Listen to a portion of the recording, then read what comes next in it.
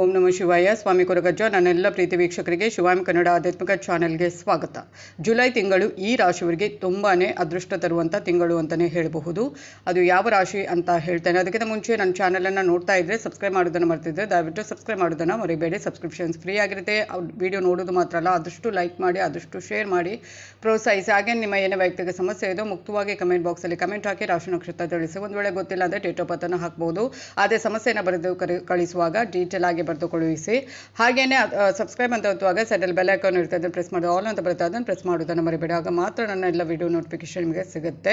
ಹಾಗೆಯೇ ನಾನು ನಂಬಿರುವ ಶಿವದೇವರ ಕೊರಗಜ್ಜ ದೈವದ ಆಶೀರ್ವಾದನು ನನ್ನ ಎಲ್ಲ ಪ್ರೀತಿ ವೀಕ್ಷಕರ ಮೇಲೆ ಸದಾ ಇರುತ್ತೆ. ಹಾಗೆಯೇ ಇನ್ನೊಂದು ಏನಂದರೆ, ಕೆಲವರಿಗೆ ರಾಶಿ ನಕ್ಷತ್ರ ಗೊತ್ತಿರೋದಿಲ್ಲ, ಡೇಟ್ ಆಫ್ ಬರ್ತ್ ಮಾತ್ರ ಗೊತ್ತಿರುತ್ತೆ, ಅಂಥವರು ಕೂಡ ಕೇಳಬಹುದು. ಖಂಡಿತವಾಗ್ಲೂ ನಾನು ಉತ್ತರಿಸ್ತೇನೆ. ಜುಲೈ ತಿಂಗಳು ಇನ್ನೂ ಕೆಲವು ದಿನಗಳಲ್ಲಿ ಪ್ರಾರಂಭವಾಗಲಿದೆ. ಈ ತಿಂಗಳಿನಲ್ಲಿ ಕೆಲವು ರಾಶಿಯವರು ಸಾಕಷ್ಟು ಶುಭ ಫಲಿತಾಂಶಗಳನ್ನು ಪಡೆಯುವಂಥದ್ದು. ಆ ರಾಶಿಗಳು ಯಾವುವು?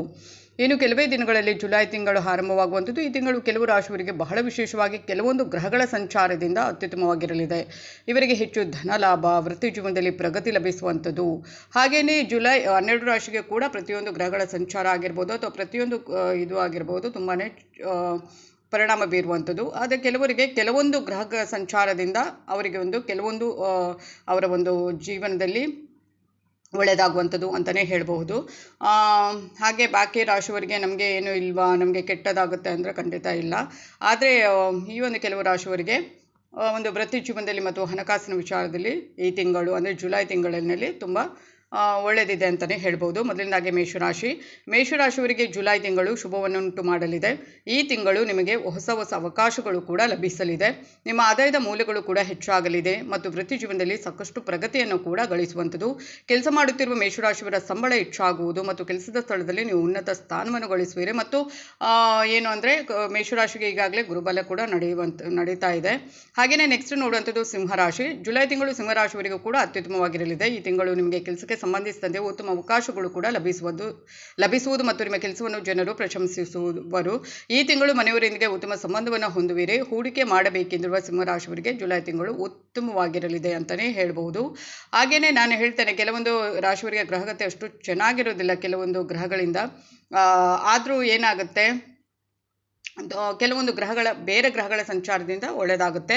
ಮಕರ ರಾಶಿಯವರಿಗೂ ಕೂಡ ಜುಲೈ ತಿಂಗಳಲ್ಲಿ ಶುಭ ಫಲಗಳ ಪ್ರಾಪ್ತಿ. ಈ ಅವಧಿಯಲ್ಲಿ ನಿಮ್ಮ ಗೌರವ ಖ್ಯಾತಿ ಹೆಚ್ಚಾಗುವಂಥದ್ದು. ಈ ತಿಂಗಳು ನೀವು ಧಾರ್ಮಿಕ ಕಾರ್ಯಗಳಲ್ಲಿ ಹೆಚ್ಚು ಆಸಕ್ತಿ ಹೊಂದುವಿರಿ ಮತ್ತು ಹೆಚ್ಚು ಹಣ ಗಳಿಸುವಂಥದ್ದು. ಈ ಸಮಯ ನಿಮ್ಮ ಮನೆಯವರಿಗೆ ಉತ್ತಮವಾಗಿರಲಿದೆ. ನಿಮ್ಮ ಗಮನ ಮತ್ತು ಸಹಾಯ ನಿಮ್ಮ ಮನೆಯವರಿಗಾಗಿ ಮೀಸಲಿಡುತ್ತೀರಿ ಮತ್ತು ಅವರ ಎಲ್ಲ ಅಗತ್ಯಗಳನ್ನು ಕೂಡ ಪೂರೈಸುವಂಥದ್ದು. ಹಾಗೆಯೇ ಮೀನರಾಶಿಯವರಿಗೆ ಕೂಡ ಈ ತಿಂಗಳು ಏನಾದರೂ ಅಪೂರ್ಣ ಕೆಲಸಗಳಿದ್ದರೆ ಈ ತಿಂಗಳು ಪೂರ್ಣಗೊಳ್ಳುವಂಥದ್ದು. ಹಾಗೆಯೇ ನಿಮ್ಮ ಅದೃಷ್ಟ ಕೂಡ ಹೆಚ್ಚಾಗುವಂಥದ್ದು. ನಿರುದ್ಯೋಗಿಗಳಾಗಿರುವ ಮೀನರಾಶಿಯವರಿಗೆ ಈ ತಿಂಗಳು ಉತ್ತಮ ಉದ್ಯೋಗ ಅವಕಾಶಗಳು ಲಭಿಸುವಂಥ ಅವಕಾಶಗಳು ಜಾಸ್ತಿಯಾಗಿದೆ. ನಿಮ್ಮ ಜೀವನದಲ್ಲಿನ ಎಲ್ಲ ಸಮಸ್ಯೆಗಳಿಂದ ಈ ತಿಂಗಳು ಆದಷ್ಟು ಮುಕ್ತಿಯನ್ನು ಹೊಂದುವಿರಿ. ಹಾಗೆಯೇ ಈ ಒಂದು ಕೆಲವು ರಾಶಿಗಳಿಗೆ ಜುಲೈ ತಿಂಗಳಲ್ಲಿ ಅದೃಷ್ಟ ಕುಲಾಯಿಸಲಿದೆ ಮತ್ತು ಎಲ್ಲ ಕ್ಷೇತ್ರ ಅಂದರೆ ವ್ಯವಹಾರದಲ್ಲಿ ಆಗಿರ್ಬೋದು ಅಥವಾ ಉದ್ಯೋಗದಲ್ಲಿ ವ್ಯವಹಾರದಲ್ಲಿ ಆಗಿರುವ ಹಣಕಾಸಿನ ವಿಚಾರದಲ್ಲಿ ತುಂಬಾ ಒಳ್ಳೆಯದಿದೆ. ಯಶಸ್ಸು, ಹಣ ಮತ್ತು ಸಂಪತ್ತು ವೃದ್ಧಿ ಆಗಲಿದೆ. ಈ ತಿಂಗಳಲ್ಲಿ ಏನಾದರೂ ಸಮಸ್ಯೆ ಇದ್ದರೆ, ವೈಯಕ್ತಿಕ ಸಮಸ್ಯೆ, ಕೌಟುಂಬಿಕ ಸಮಸ್ಯೆ ಅಥವಾ ಹಣಕಾಸಿನ ಸಮಸ್ಯೆ ಇದೆ, ಈ ತಿಂಗಳು ಆದಷ್ಟು ಏನಾಗುತ್ತೆ ಅದು ಪರಿಹಾರ ಆಗುತ್ತೆ ಅಂತಲೇ ಹೇಳಬಹುದು.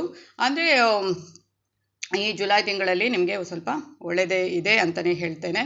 ಹಾಗೆಯೇ ಇದು ಇವತ್ತಿನ ವಿಡಿಯೋ ಆಗಿರುತ್ತೆ. ಮುಂದಿನ ವಿಡಿಯೋದಲ್ಲಿ ಮತ್ತೆ ಭೇಟಿ ಆಗ್ತೇನೆ. ಧನ್ಯವಾದಗಳು.